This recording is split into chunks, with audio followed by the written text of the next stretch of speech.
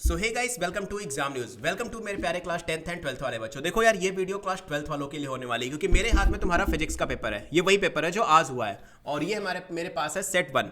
अब ऐसे ही सेट 2 ले लो चाहे सेट 3 ले लो, हर एक बच्चा जो इस पेपर को देकर आया है वो परेशान है। अब इसका रीजन क्या है? क्योंकि सीबीएसई का कुछ पैटर्न होता है कि भाई इस चैप्टर से इतने मार्क्स के क्वेश्चन आएंगे, ये चैप्टर इतना वेटेज है। हालांकि सीबीएसई ऑफिशियली कभी भी वेटेज नहीं देती है, बट स्टिल जो टीचर्स हैं, जो स्कूल है, वो तो बताता है ना कि ऐसे ऐसे टीचर्स हैं। इवन सीबीएसई वेटेज ना देने के बावजूद भी सीबीएसई सैंपल पेपर देती है। अब उस सैंपल पेपर में हर एक चैप्टर के फिक्स क्वेश्चन आते हैं कि उससे उतने ही मार्क्स के क्वेश्चन आएंगे।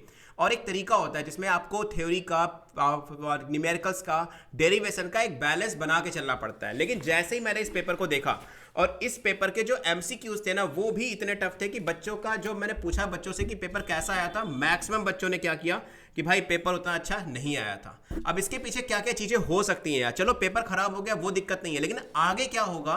क्या कॉपी चेकिंग स्ट्रिक्ट होगी? क्या कॉपी चेकिंग ईजी होगी? नंबर कैसे मिलेंगे तुम लोगों को?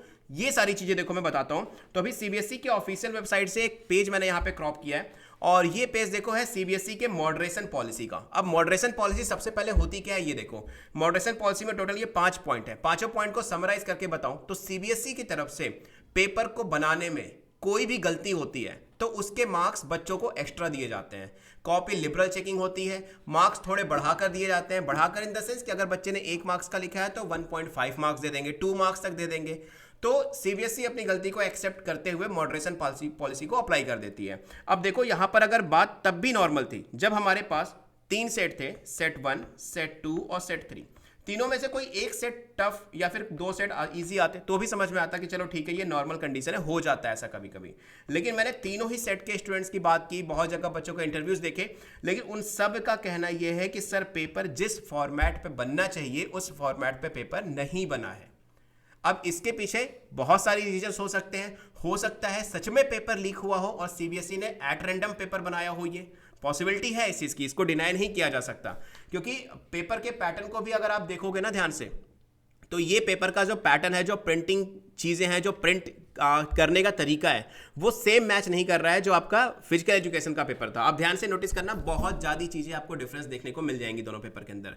अच्छा, दूसरी चीज़ ये भी हो सकती कि हो सकता है सीबीएसई इस बार, अब जैसे उसने कहा ही था कि कॉम्पिटेंसी बेस्ड क्वेश्चन जो होंगे वो ज़्यादा हद तक देंगे, तो ये सारी चीज़ें हो सकता है सीबीएसई उस चीज़ को ऐड ऑन कर रही हो। क्योंकि एमसीक्यूज तक के जो क्वेश्चंस है ना, वो भी वन शॉट में सॉल्व नहीं हो रहे थे बच्चों से, ये तक प्रॉब्लम आ रही थी। अब देखो मॉडरेशन पॉलिसी की बात कर लेते हैं हम सबसे पहले कि अगर तुम्हारा पेपर टफ आया तो याद रखना कॉपी चेकिंग जो होगी वो इजी होगी।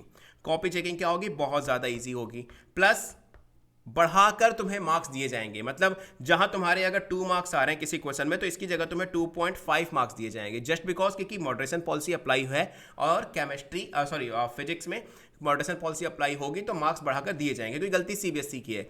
अब इन सारी चीज़ों के पीछे हम कर क्या सकते हैं? हम एक काम कर सकते हैं। देखो मैं अभी अपने ट्विटर अकाउंट पे एक ट्वीट डालूंगा, ठीक है? उस ट्वीट को तुम्हें क्या करना है, सेम हैशटैग के साथ बस रीट्वीट कर देना।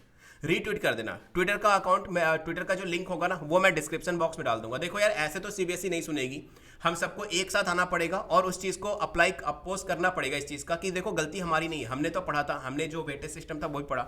मैं उनकी सोच रहा हूँ जिन बच्चे ने 30 to 40% की प्रिपरेशन करके गए थे, जिनको था कि यार बस मैं पास हो जाऊँ, उनका क्या हुआ होगा? एक श्योर शॉर्ट क्वेश्चंस होते हैं वो सॉल्व कर लेते हैं वो, जिससे वो पास हो जाते हैं, बट वो तक यहाँ पर प्रॉब्लम क्रिएट कर गए।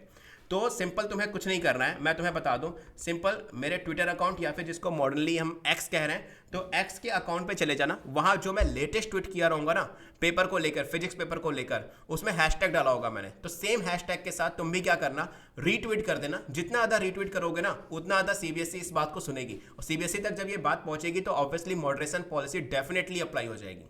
तो यार ट्विटर को हल्के मत लेना, उस चीज़ को जाकर करो, अपने फ्रेंड्स के साथ भी शेयर करो ताकि वो भी करें इस चीज़ को, ताकि एक मॉडरेशन पॉलिसी अप्लाई हो। क्योंकि सीबीएसई कभी एक्सेप्ट नहीं करेगी कि वो मॉडरेशन पॉलिसी अप्लाई होगी, लेकिन हाँ वो अप्लाई कर देगी अगर हमारी बात उस तक पहुंच गई तो, मैक्सिमम बच्चों की बात उस पर पहुंची तो मेक श्योर ट्विटर पे जाओ और बार बार मेरे ट्वीट को रीट्वीट करो। अपने फ्रेंड्स से कहो रीट्वीट करने के लिए, अपने पेरेंट्स के अकाउंट से करो, सेम हैशटैग के साथ। चलो मैं मिलूंगा तुमसे नेक्स्ट वीडियो में, लेकिन फिर भी घबराओ नहीं, मॉडरेशन पॉलिसी हम पूरी कोशिश करेंगे, मैं तुम्हारे साथ खड़ा हूं, पूरी तरह से कोशिश करेंगे कि मॉडरेशन पॉलिसी अप्लाई हो जाए। तो मैं सूर्यप्रकाश मिलूंगा तुमसे नेक्स्ट वीडियो में। ट्विटर का अकाउंट मैंने डिस्क्रिप्शन बॉक्स में दे दिया है या फिर फर्स्ट कमेंट पे पिन भी कर दूंगा। सो गुड लक, मिलते हैं नेक्स्ट वीडियो में।